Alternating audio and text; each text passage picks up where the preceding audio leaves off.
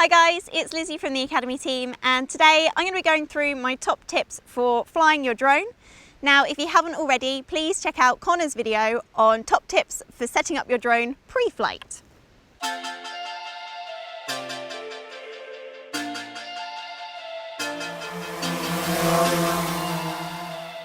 First thing to do before you fly is to be aware of your surroundings. Now, to do this, best thing is to use the NATS app, where you can go and check the airspace of the area that you're looking to fly in.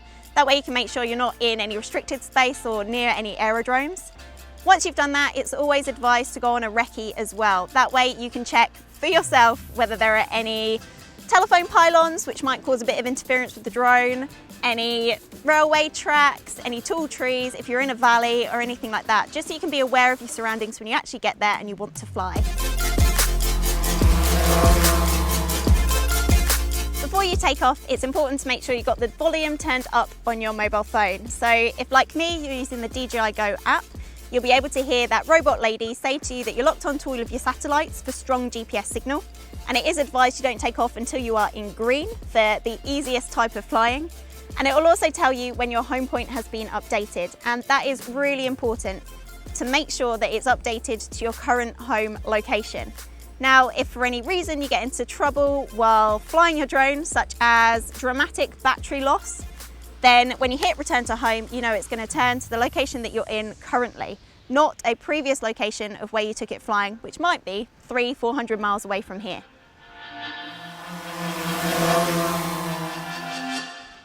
While your drone is in flight, it is really important to make sure you have eyes on your drone at all times. Don't get locked into tunnel vision by staring at your screen or flying by your screen.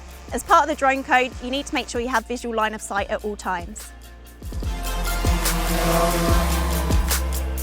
Using the intelligent flight modes isn't just an easy way of flying your drone if you are just getting used to it or just starting out.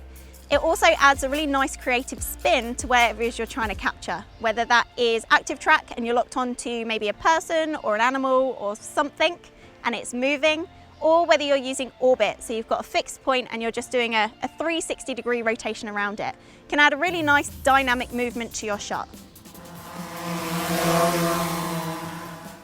Once you've built up a bit more confidence in controlling your drone, it's worth remembering, don't just fly in a single straight line. Try moving the gimbal up and down as you're going, or changing the height of your drone as you're flying as well. Now this will add a whole new cinematic effect to the shots you capture.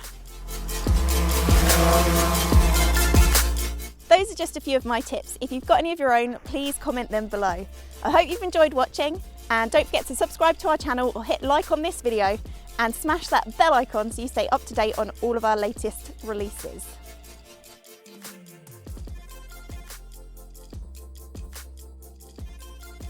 Yeah. Move your controller a little higher. Yeah.